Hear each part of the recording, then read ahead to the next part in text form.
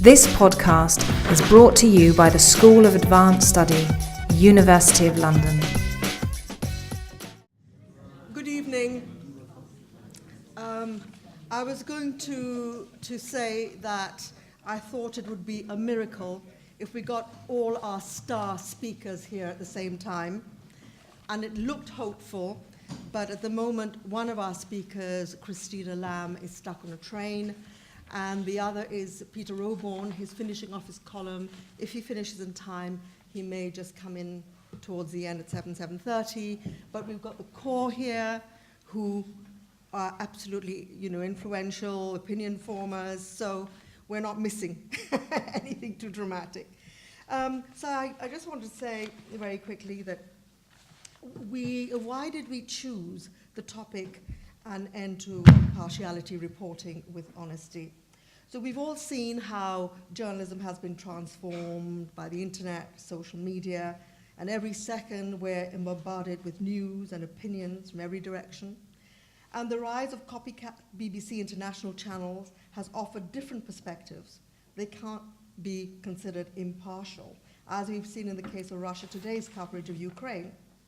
Governments want to get their messages through the media, and they'll try and control it when they can.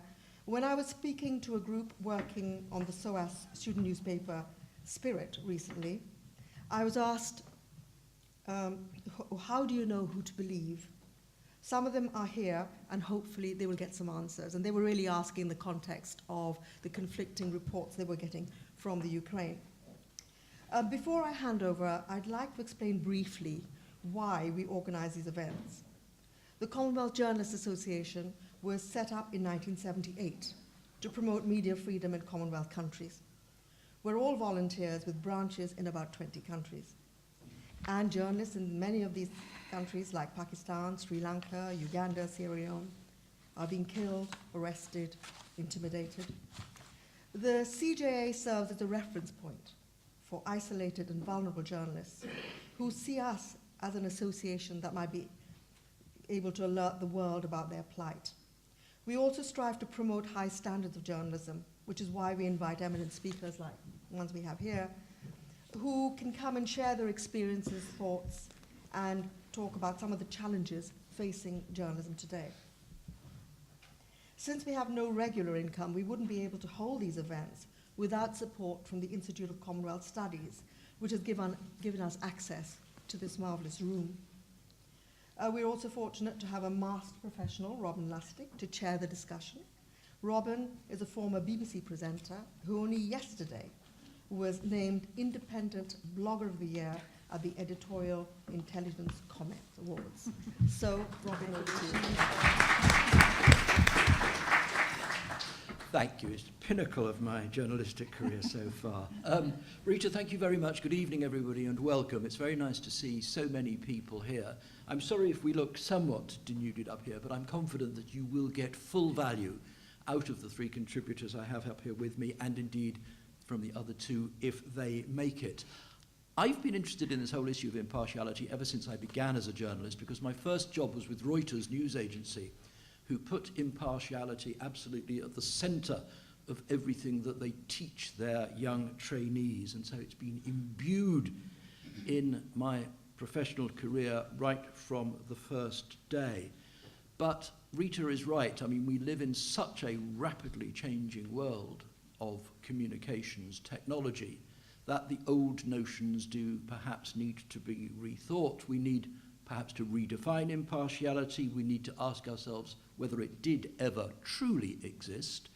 Was it a pretense? Was it a fiction that we journalists liked to adopt, a sort of pretense that we could work without bias, with perfect balance and free of all possible preconceptions?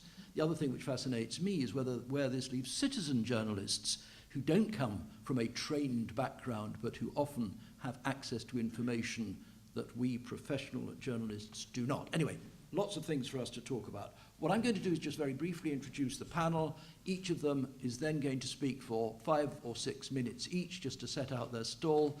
I will then ask them a few questions, and then, of course, it'll be over to you to ask your questions, make your contributions. We'll aim to wrap up at around 8 o'clock, and there will then be a reception which you are all invited to. So, the panel. On my right, Martin Bell, BBC correspondent for the best part of 30 years, during which he reported on wars and conflicts in just about every corner of the globe. He was wounded while covering the war in Bosnia in the early 1990s and was an early exponent of what he called the journalism of attachment, having come to believe that no journalist can seek to be neutral between good and evil. He was named the Royal Television Society's Reporter of the Year twice, in 1977 and 1993, and he was elected as independent MP for Tatton in 1997. On his right, Richard Sambrook, one of my many former bosses at the BBC, both as head of news and then as head of the World Service and of Global News, now Professor of Journalism and Director of the Centre for Journalism at Cardiff University, and the author of a paper that he wrote while he was a visiting fellow at the Reuters Institute for the Study of Journalism at Oxford on the future of international news gathering and the place of impartiality and objectivity in the digital world. On my left, Parvati Menon, London correspondent of the Indian newspaper The Hindu. Previously, she was that paper's resident editor in Bangalore. She's also worked on the Indian news magazine Frontline. And Parvati, I think I will ask you to start. Off you go.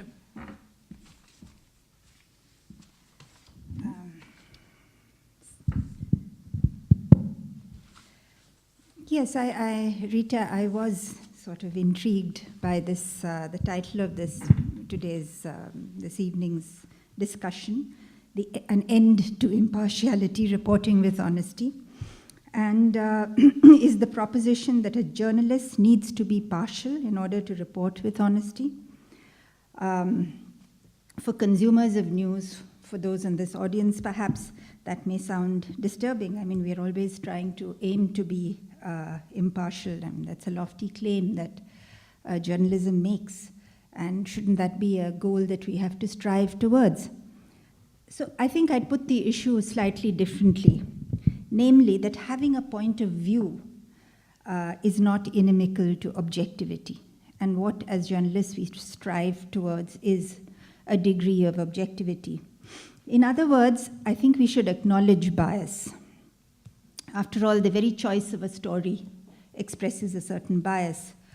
For example, I mean, to talk about my own experience, I was terribly shocked to see the virtual no-show in the British media and newspapers in London of huge protest demonstrations that took place in London this year. One of them, a big anti-war protest. Then there was this one called the UK needs a pay rise. I mean, by any measure, these were newsworthy events, and in fact, I wrote about them and sent it to my newspaper, which carried them with a photograph. But I mean, the whole thing was ignored by the mainstream media, despite the fact that the issues that these were raising are so vital and so, affect the lives of millions here and abroad. So that's a kind of bias for you. What I would have been even more worried at, I suppose, would have been, had there been reporting, if that reporting was unfair or lopsided or misrepresented or loaded, and very often that happens, as in the case of reporting on Ukraine. I agree with you, Rita, but I don't think it's just RT that can be accused of one-sidedness in the reportage on Ukraine. I think the Western media has been equally one-sided. And anyway, we'll come to that later. So let's not deny bias, but surely objectivity can be achieved through even-handedness, where you try to report on all sides of a story. You try to give the complexity and the many-sidedness of an event. However, I just briefly here, what I want to sort of flag as my contribution is on the functions of journalism in our very complex and evolving world. I mean, the good thing is that it's still relevant. It continues to be necessary, worthwhile. There's a lot of trust in journalism. The very fact that we're having discussions like this, or the Leveson inquiry that tried to look into the heart of journalistic practice in your country. I mean, these are very positive signs. And I don't personally agree with those who predict the demise or the irrelevance of journalism, especially with the growth of technology and how technology is kind of splintering media platforms. See, as I understand it, journalism is a discipline, and I underline that word, and that a discipline that at its best has a public purpose. Free and independent media, it should form public opinion, shape policy, investigate, everything, demystify, communicate, hold power to account, and all the rest of it. And it must reflect the national and global conversation, including the buzz and the whispers behind. So I think the critical word here is it's a discipline, because it is a discipline of verification. And to play its role well, it must adhere to the rules of that discipline. So I don't think it's threatened by social media or by new technologies. I mean, those are merely the tools. Now, do I have another 2 more minutes? Mm-hmm. I just briefly wanted to touch on a framework for the media. I mean, within what kind of framework? Is there a theoretical framework within which the media can find its function and purposes that have tried to understand this? Of course, we have Amartya Sen, who has written of the importance of an alert and an independent media in the context of a democracy, and he compares India and China, where he says an alert media can avoid the slide from mass hunger and deprivation into famine. And he contrasts this with what happened to China, where you don't have that kind of media that could provide this sort of an early warning system. Now, in the same volume, Dres and Amartya Sen on hunger and public action, I'm very sort of compelled by the framework or the theoretical arguments presented by my former editor, Mr. N. Ram. Of course, he develops this theory for the media, but it's drawn from the historical experience of the Indian media. Nevertheless, I think very, very instructive for those of us for the functioning of journalism anywhere in the world. Should I stop here, perhaps? I'll come back to this later. Okay, thanks very much indeed, Pavel. To you, Martin.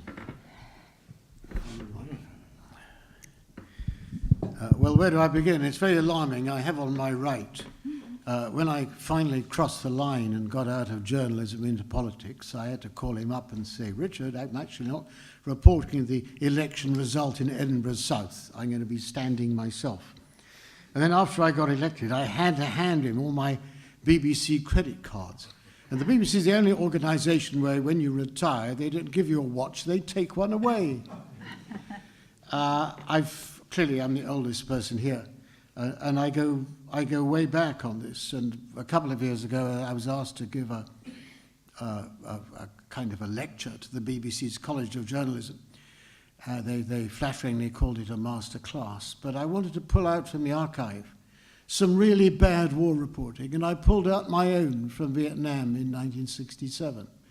It was all, well, on the one hand this, on the other hand that, only time will tell. I actually went on a defoliation mission with the US Air Force, who by that time had devastated an area of South Vietnam the size of the state of Maryland. Not just trees and vegetation, but the villagers' crops. And I managed to do this without raising a single question about the rights and wrongs of it. Well, this debate for me goes back a long way to two of the legends of journalism. One is James Cameron of the News Chronicle in the 1950s. It folded in 1960. And the other is the late, great Charles Wheeler of the BBC, who I think should be remembered for something other than being Boris Johnson's father-in-law, which he also is. He stood up in the you're most welcome. Thank you. There's a police action on the tube. It's very exciting. He had a sense of right and wrong way back. He reported the Watts riots in the mid-60s, Los Angeles, from the point of view of the people who were rioting, which was quite original in those days, and you could see how the BBC staff were made very uncomfortable.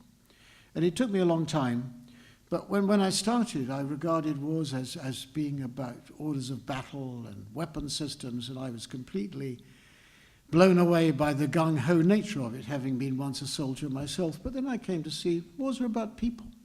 Soldiers are people. You're not neither less of a person or more of a person because you're wearing uniform. And it really came to me. There was one war in which we were the middle of it for 3.5 years, the Bosnian War, and I hope I didn't make the boss here too uncomfortable. But it occurred to me that there had to be a sense of right and wrong. You cannot be neutral between the armed and the unarmed, between the aggressor and the victim. And I did a panorama in February '93 in which I didn't actually make the case for intervening. I said, but either if we do intervene, this is going to happen, and if we don't, that's going to happen. And when it comes to forced intervention, I think there are certain tests have to be met. It has to be legal under the Charter of the United Nations or an authorizing resolution. It has to be proportionate under the laws of armed conflict. It has to be generally supported by the people, and it has to be doable. The intervention in Bosnia, belated as it was, passed all these tests. The intervention in Iraq passed none of them, and the catastrophic intervention in Afghanistan failed, I think, on the test of doability. What worries me now, and I used to seek out the supposed bad guys, the Protestant UDA in Northern Ireland, the Afrikaners, the Bosnian Serbs, because they held the key to everything. And I think what's absolutely key now is that we're not retreating into opinion making and propaganda. You hold fast to the facts, but you have a sense of right and wrong of what's going on. How did this war start? Who's responsible for it? How do we bring it to an end? And my worry now is not about the politicization of commentary or the news networks. My worry is about the inaccessibility of the wars of our time. Things are going on in ISIS-held territory. We got no idea. And the journalists retreat to their fortified compounds and their green zones and their hotel rooftops, and they wave their arms and look plausible. But these wars are being fought in a sort of dark age obscurity. And that's what worries me. I think we're on the right track in challenging the old-fashioned notions of one hand on the other hand. But journalism today faces new and different challenges, and I'm not sure we're equal to them. Thank you. Martin, thanks very much indeed. Richard Sambrook. Thank you, Robin. I have a number of problems with this debate. One is that I think we tend to fall into a right or wrong, yes, no, should it be this or should it be that kind of discussion. And the real answer is that much of journalism, probably most of journalism, has never been impartial or objective, but some has been, at least during most of the 20th century. And in my view, it's really, really important that we continue to keep some that is, for reasons that I'll explain in a minute. Impartiality, objectivity, the two terms get used interchangeably, but they do mean slightly different things. Let's not get hung up about that, but impartiality is about bias and objectivity is about evidence, and they're not quite the same, but they do get used interchangeably. It's largely a 20th century phenomenon because impartiality, as Barbara said, as a journalistic discipline was developed at the early 20th century, largely in America and partly by the news agencies, in order to make news more profitable, because if it wasn't biased, as the old pamphlets and so on had been, they found they could sell it internationally far more easily. So the point about impartiality isn't that it's journalists pretending they don't have opinions.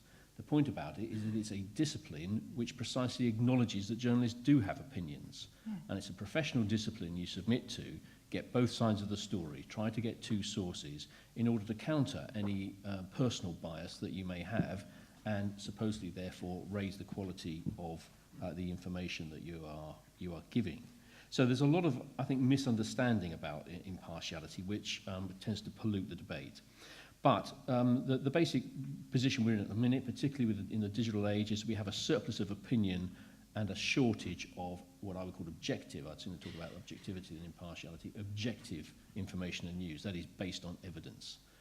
And for me, that's a really important thing. The kind of work that Martin used to do and that Christina does, that eyewitness reporting, evidence-based journalism, to me is the heart of impartial objective reporting and is more important than ever. And I think it's more important because all of this opinion that swirls around us all the time on social media and in newspapers and television and so on needs to be grounded somewhere. Otherwise, we find our public debate gets contaminated by opinion which is nothing more than personal bias. Martin's point about moral equivalence, that you have to come down and decide what's right and what's wrong. I mean, he and I have been through this many times. He speaks with far more authority and eloquence than I ever can, so I know I'll lose this point, but I'll make it anyway. I don't believe that impartial reporting means saying Adolf Hitler right or wrong. Impartial reporting needs to have evidence to support it. When I ran BBC News, I used to say to correspondents, there's a difference between a professional judgment and a personal opinion. A professional judgment is something that's backed by evidence, and if you can show why you've reached that judgment or that conclusion, and you can show the evidence that's led you to it, that's impartial. It doesn't mean to say that it holds no values or moral values of any kind. And I actually think Martin's reporting through the Balkans in the 90s was a perfect case of impartial reporting which absolutely had moral values behind it. So we disagree about that. However, overall, I'm afraid I am fairly pessimistic at the minute. I was on a similar panel to this a few weeks ago, sitting next to a very nice and intelligent woman who happened to run an NGO, and we got into one of those discussions about are citizen journalists really journalists, and who's a journalist and who isn't, and so on. And she rather exasperatedly said, look, only you journalists care. No one else gives a damn. You know, it's just stuff that's out there, and we read it or consume it or watch it, and either we like it or we don't, and only you people care. And my problem with that is if you really don't care, whether it's independent journalism or it's PR or even worse, it's propaganda, then we're back in Germany in 1935. And I think there is a real growing issue for me about media literacy and people not understanding what they're consuming and where it comes from. We know the PR industry is now much bigger than the news industry, the journalism industry in the UK. More and more propaganda, which I would ascribe to some of the foreign channels that have been mentioned already. Russia today is investing hugely across Europe. The Chinese have invested $70 billion in international broadcasting. You know, there are others who are moving very hard into this sphere, and you know, the West is in retreat. CNN is cutting jobs, the BBC is cutting jobs. You know, the West's editorial voice is shrinking as others are growing. I think that's a big problem. But even on a national front, the predominance of PR, of activism, of lobbying, and people are unable to discern really what it is on the basis of what they're consuming. Peggy Noonan, who is a Wall Street Journal columnist and used to write speeches for Ronald Reagan, said on the occasion of Osama bin Laden's execution and the conspiracy theories that emerged about then, she said, the fact of the age is people believe nothing. When the government says A is the case, half the people believe A to be a lie, and when people believe nothing, they'll believe anything. And I do think that is an issue that we now face. There is very little trust in public information, and paradoxically, because of that, people are more and more credulous and will believe almost anything that comes along, whatever the basis for it. So evidence-based journalism, I think, is very important. We need some players, not everybody, but some players, and obviously with my background, I would say that publicly funded news organisations are the obvious contenders for that, to be transparently committed to impartial and objective journalism to ground public debate and be committed to evidence and to providing facts on which debate can be based. Transparency is a crucial element to that. Some people say transparency is the new objectivity. As long as you declare your bias, as long as you're open about it, that's enough. I think transparency is a very important element, but not sufficient in itself. I think you need to be committed to evidence-based reporting. Some good signs around that. The fashion for data journalism, for example, I think focuses on evidence again, although numbers can lie as much as anything else, but nevertheless, that kind of thing does start to focus on evidence. That's a good thing.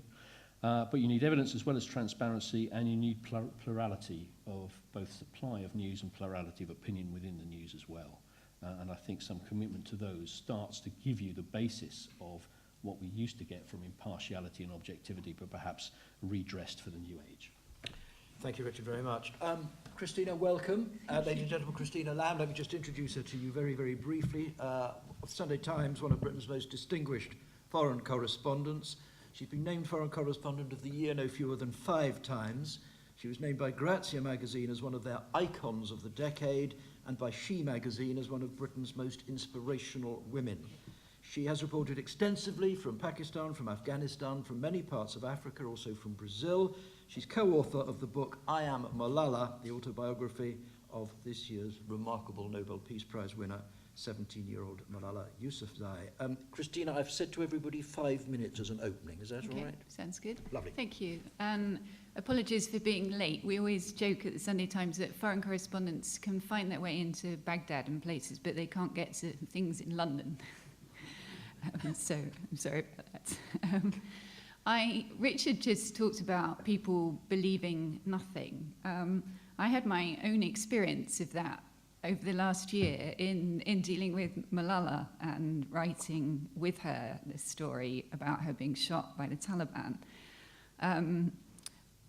I guess many people might think that Pakistan, a country that outside is really associated with terrorism and Taliban, would have really grasped here this woman who was being regarded as a sort of global icon, a moderate girl fighting for the cause of boys and girls going to school, which you wouldn't have thought was controversial, admired worldwide. Instead, Pakistan has become, sadly, so radicalized that many of the people that I speak to there do not believe that she was shot at all. They say that she's a Western puppet, or that her father shot her so that they could get asylum in the UK. When she got the Nobel Peace Prize recently, the first Pakistani to get the Nobel Peace Prize, again, you might have thought the country would be proud of her. I was on a discussion on the BBC World Service with the editor of the Pakistan Observer, a national newspaper, and he absolutely insisted that she was not shot, the whole thing was a lie. I said, I have seen the scars, I have interviewed the surgeon who took out the bullets, who happens to be a Pakistani military officer. Are you saying that he is a liar? And he said, everybody knows it's a complete lie. I might point out this is also the same paper that Richard referred to, the bin Laden story. When bin Laden was killed, I went to Pakistan, and this newspaper ran a front page story saying that bin Laden had been killed years before and taken to Abbottabad in a fridge by the CIA to embarrass Pakistan. So sometimes I think, my business is about presenting facts to people, but sometimes even the facts can't convince people. This man from the Pakistan Observer on the radio just kept saying to me, Malala is just a normal, careless kind of girl, which was a strange description. I don't believe that anyone can be completely objective. We all have our points of view, depending where we come from, our background and everything. So, as I said, what I think the best I can do for people is to present facts and present what I actually see on the ground. I think countries like Pakistan have a particular problem because it's not easy for people to report fairly there because of pressure from intelligence services, ISI. I think you had somebody speaking at the Commonwealth Journalists Association, a friend of mine, Cameron Shafi, recently, who talked about how the dangers of reporting from there. 15 journalists have been killed in Pakistan this year. There was a very good article, which I commend to anyone if you haven't seen it, in Foreign Policy this week, called what was it called? Not Fit to Print, which details the kind of pressure that Pakistani journalists are put under by their intelligence service and the kind of late-night phone calls they get telling them what should be on the front page of the paper. Now, obviously, in this country, we're not under that kind of pressure. We do have newspapers, as you know, with particular viewpoints, some might say prejudices, and readers of those papers expect that stories in their papers would follow those kind of lines. But I think that this problem of lack of impartiality is something that you see in all sorts of countries. And my feeling is Ben Bradley, the legendary editor of the Washington Post, he used to say to people, forget about impartiality, the thing is fairness. And that's the best we can do to try and be fair in reporting a story. And that means being as complete as possible, giving people as much information, because omitting things can be biased, And also being careful in the choice of words that we use and the way that we label people or groups. Sometimes, increasingly, conditions on the ground compromise our objectivity. Martin referred to the difficulty now of getting into places. The job has become much more dangerous than when I started out, and there's whole parts of the world that we can't cover because they've become too dangerous to get into. I mean, nobody is now going into Syria with the rebels because the dangers of being kidnapped are all too evident for everybody to see. So that's very frustrating to just not be able to get into those places. We have to embed with our military a lot more than certainly I would like to. And again, that brings a sort of compromising, because if you're embedded with a group of troops and you're reliant on them for your survival and for everything, it can be quite difficult to then write about things that they're doing that you don't agree with. There's a particular issue which I feel very strongly about in Britain, which is that when we embed with British troops, we have to sign something called the Green Book, which means that every single report, photograph, TV report that comes out has first actually been censored by the MOD. They say it's not censorship, it's for operational security, but the fact is it does mean that they can turn around and say you can't report that. I think the other issue that I find quite difficult is the issue of becoming too close to your contacts, and it's something I started off, sorry, I keep seeming to refer to Pakistan today, but started off in Pakistan as a journalist when I was 21, very inexperienced. And I became very close friends with Benazir Bhutto, who then became Prime Minister, which meant I had fantastic access and saw all sorts of things that a journalist wouldn't normally see, and started writing about it. And then, of course, she turned around to me and said, but you're my friend, how can you be writing about my husband being incredibly corrupt? And it's a very difficult situation. So I think honesty and integrity are the absolute most important qualities for a journalist, in my view. We are inundated by information now through social media and digital, and that, I think, has made our job more important, because people can't deal with all this information. They don't know whether it's right or wrong. So they want somebody that they can trust to actually go through things, put it in context, and actually write the actual facts on the ground. And I just give two quick stories of how easy it is to get things wrong because of the speed, which is the other issue of kind of having to do everything very quickly. Again, when I started off at 27 years ago, I used to send reports back by telex. I would, have ages to work on a story. I'd be covering places where there was no communications. Now I'm expected to file immediately from wherever I am. And that does mean that you don't always have time to check things properly. And some of you might have seen that video footage that was published all over the world last week it was supposed to be from Syria, of one child risking his life to save another. It was very dramatic. It was on the front page of the New York Post and in lots of newspapers here.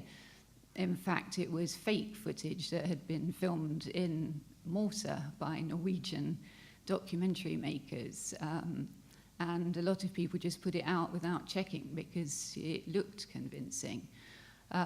We at the Sunday Times was not our greatest hour. During the repression by Mugabe in Zimbabwe a few years ago, after one of the elections, we had lots and lots of stories. I'd been there. I was, interviewed lots of people who'd been tortured. So we completely had this point of view that Mugabe is torturing all these people, and it's very common. I came back, late on a Saturday, we got sent a photograph from a photographer in Zimbabwe of a baby whose legs were sticking out in really awkward directions and looked awful. And this photographer said that the baby had been beaten by Mugabe. So my newspaper put it on the front page, dramatic story, a baby beaten by Mugabe's thugs. We then got a letter from an orthopaedic surgeon who wrote and said, that baby really looks like it had a club foot and was, and that's what the situation was, not beaten. So when we actually went to investigate, he was right. The child hadn't been beaten at all and actually had been born with this condition. And it just showed how easy it was just to assume that everything bad in Zimbabwe was done by Mugabe. So I'm a huge believer in going to places that you can actually report what you see on the ground and actually check things out, give people the facts, and let them decide for themselves. Christina, thanks very much indeed. Right, well, where does one start? I'm just going to ask a few questions of people arising out of what they've already said, and as I say, I'll then put it over to you. Parvati, you used the phrase even-handedness, and then Martin was talking about not being neutral between aggressor and victim. And I wonder if there's a tension there. I mean, would you rather journalists were even-handed between aggressor and victim?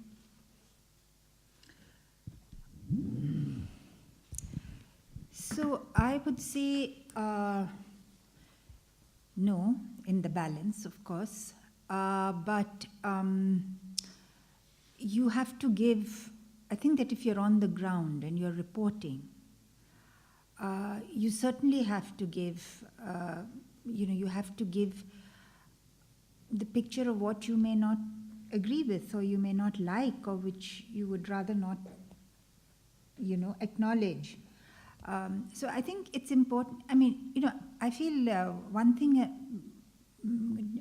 consumers of journalism don't understand is the different levels within which journalism operates. And at the level of reportage, where you as Christina was saying, you go to a place and you report, and very often you're just in one area, and obviously you're not seeing the bigger picture. But it does depend on, you send it back to your office. Your editor then decides that, look, this is one side of it. Now we need to, flesh out the situation. We need to get more information from different parts of that particular region. So one reporter reports what they see, another reporter, perhaps in a different area or on a different side of a conflict, reports what they see, and the publication or the channel... No, well, we know that each reporter, you carry a reporter's story, but because the reporter has written about how, say, in the Ukraine, Ukrainian forces actually pushed, and it may come from Russian television, that they set fire to some party headquarters in which a lot of people died. Now, but of course, unless you were there when the fire was set and saw who started it, you don't know who started it, do you? We don't. I mean, sitting here, if I'm putting the story together in London, I would try and be even-handed and fair in respect of the several sources that I'm drawing the story from. So I think it's the point that he was making, of what is even-handed, to be fair, to present all sides. I was struck, though, Martin, by your use of those terms, aggressor and victim, because there are circumstances in which it's not clear, or at least it is disputed, who is aggressor and victim. Not actually if you're on the ground when it's happening. One of the difficulties I've had more recently, because I now occasionally conduct tours around the Balkan war zones, and I'm fascinated the extent to which people reinvent their past. Yeah. It's always good guys and bad guys, and the complexity of what actually happened has been completely lost. And we British are brilliant at it. We reinvent our history like no other people on earth. You can go to an English school and you will never learn of our defeats. Even Dunkirk was a liberation. No, if you're there, you know who's being targeted, you know where it's coming from. But later on, when they tell you there was a monopoly of suffering and a monopoly of evil, you know they're talking rubbish. And if there's no reconciliation in these countries, it's because there's no truth. No, you know if you're there. On the other hand, as somebody who for a time was based in the Middle East, I also know that whenever you try to give context of a conflict which has been as long-lasting as that one, where you start your timeline is immediately an indication of where your sympathies lie. Well, they say, but remember 1948. No, say remember 1937. They go back further beyond that. Remember 1389. Indeed, because of it. I don't think we can really have this discussion without actually mentioning Jon Snow's famous and notorious video from Gaza. I'm sure you're all aware of it. When he came back from Gaza, he made a very personal, far from impartial statement, which was on YouTube, but not on Channel 4 News, I think. I think we need the boss's view on this. Come on, Richard. What would you have done? I think his bosses in Channel 4 rather regret it appearing on YouTube, I suspect. But that's Because it was done from the studio, wasn't it? But it was not part of the structure of Channel 4 News.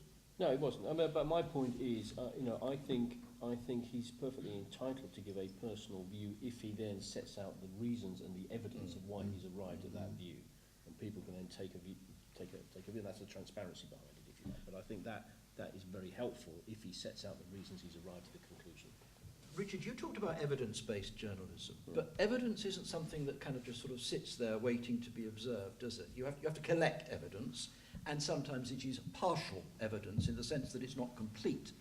And again, I worry that the use of a phrase like evidence-based journalism suggests that if that is your guiding principle, then you are going to be fine. But it ain't necessarily so. Well, I didn't say it was easy.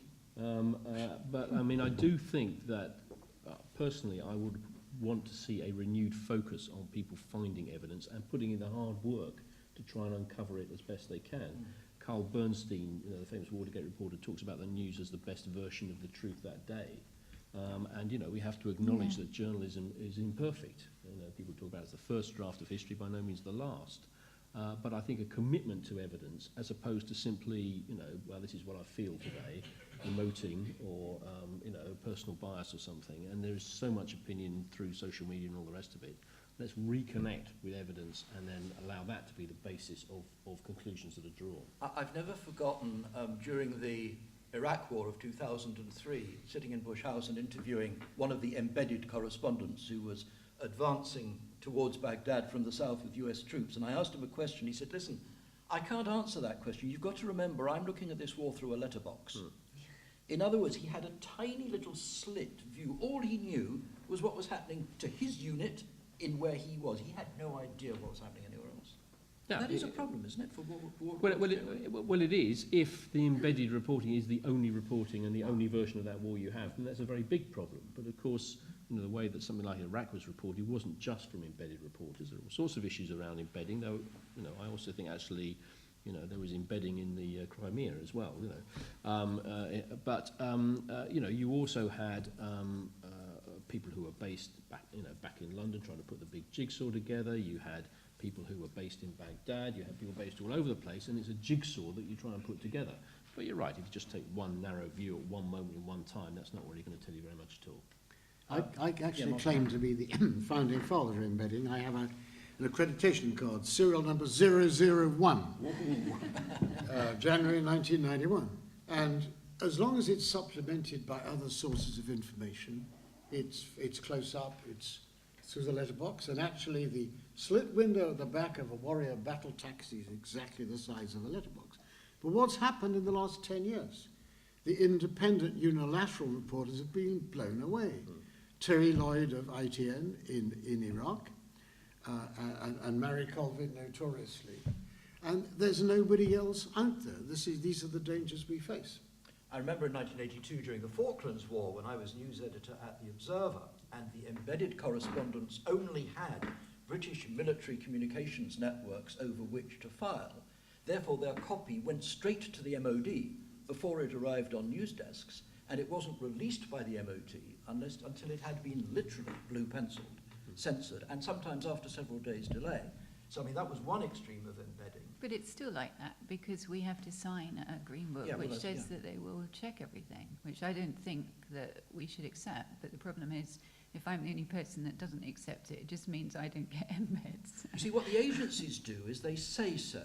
Certainly agencies reporting out of Israel, where all correspondents are subject to military censorship when they're talking about defence or security matters, Richard, I think you used the word transparency. I mean, do you think that journalists now are better at least sharing with their readers or viewers the conditions under which information is being transmitted? I think some are, and I think good ones are, but not all or most, probably. But I do think it's now as important, as I say, to kind of lift the bonnet and show the workings of the engine as it is to come up with the final version. You need to show how you've arrived at judgments as well as telling people about what that judgment is, and I think that's increasingly important. If I just briefly pick up, Robin, and on something that Martin said, of course, the risks to journalists, particularly in places like Syria, are horrific at the minute, and therefore there are fewer and fewer Western correspondents there. But that means news organisations come to rely either on freelancers who are even more exposed to risk because they don't have the same institutional support, or on what are, in my view, wrongly termed citizen journalists, and that then again brings you to the point about, what is the motivation for them sending in that material, and is it simply something they've witnessed, or are they activists? And how do you verify it? And there's a whole complexity behind that as well. Yeah, I do think motivation is increasingly an issue because, Christina, you said honesty and integrity must be the key words. I mean, one of the cherished beliefs of professional journalists is that they act with honesty and integrity.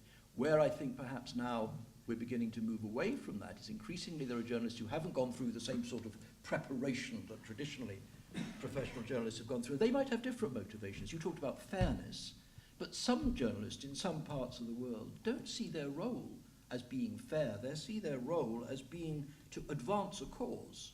Now, that gets confusing for the consumer, doesn't it? Yes, it does.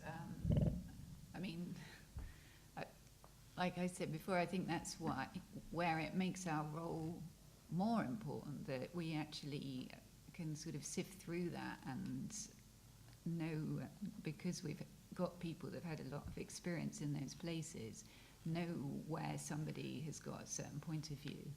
I mean, we all depend very much on fixers and translators when we go to places, and in some places those fixers are from a particular ethnic group, and they're going to be actually, without you perhaps realising, making sure that all the interviews you do are with people that are people that support their side of the argument. So that's, again, something that you have to be very careful. I have a great indication about. of that from Kosovo once, where I had an Albanian fixer who was translating for me. He spoke both Serbic and Albanian.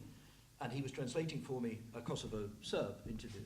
And he began arguing with him in the Serbian. And I said, hang on, don't argue, just tell me what he said. He said, no, I won't tell you what he said because he's lying. But Richard, you wanted to say something. Yeah, I mean, Robin, you talk about the journalists' an imperative to be fair and to show integrity. I mean, you have the higher, more serious end of journalism, past and present, represented on the platform. And let's be honest, we all know that tabloid newspapers and some Russian or other international channels may not have the same view. And their motivation may be to pursue a particular political narrative, or to make a certain kind of commercial impact. So, I think the difficulty is, again, it's the kind of media literacy point. We lump media, we lump journalism all together, but these are really very different activities and very different kinds of business. And we are talking about representing one end of it, but actually there's a whole raft of other motivations and other activities going on. Can I just make a point? Yeah. It's very interesting for me because I'm listening to the four of you speak, and it's all about it's about war journalism, and these are wars that are not happening in your country, but it's as if war, being a war reporter is it's the epitome of journalism. I mean, what about journalism in a country like mine? Where, of course, it's a different kind of war. I mean, it's a war against deprivation and want, and it's non-sexy journalism for a young reporter to go out there and be told to cover the to cover the public distribution food system, or to cover the some government social policy, or to go and report on a hospital. But I think that everything that we're talking about, that for most countries in the world, for a large number of countries in the world, that represents journalism. And it's there that we have to really look to strengthen the public role, the agendas. How you see, as journalists, we have to make it interesting. People should want to know about why things are happening in their own society and what they can do about it. So there are. And that is really where I think journalism plays a very important role. You do raise a very important point, and let me just get your thoughts on the reporting of poverty, both in India and elsewhere, because there's a huge debate about the way in which poverty is reported. Some people report it, just graphic, on the ground. These people are living deprived lives, they are starving, they have no adequate homes, no adequate health care. There are other people who say, you've got to look at the reasons for that, and that, of course, is where you start having disagreements. Some people say it's because of corruption in government. Some people say it's a misplaced aid. Others say there are different reasons. Now, it's very difficult, even in a non-war situation, to be impartial, to be non-controversial reporting poverty. No, I agree. I think that, what you were talking, what Richard was talking about, evidence-based journalism. At the level of reportage, that's incredibly important, because what I would call it is just the credible information function of journalism. And, that includes not just reporting the facts, but it's always enhanced by specialist expert knowledge about from the context and the background. So whether you're reporting, if you're reporting on Ukraine and Russia, knowing the historical background makes your report better. If you're reporting on Ebola, knowing something about the epidemiology of the disease makes your report better. So, you have to go to it with, you have to, it does require very strong evidence-based reportage skills. And I think in India, unfortunately, that whole tendency or that whole segment of the media that has done reporting on poverty and, that's interested in reporting on poverty, it's getting, for various reasons, connected with ownership, etc., it's getting diluted, and we do see this dumbing down of news where all these are airbrushed out of the news agenda, poverty, deprivation, etc.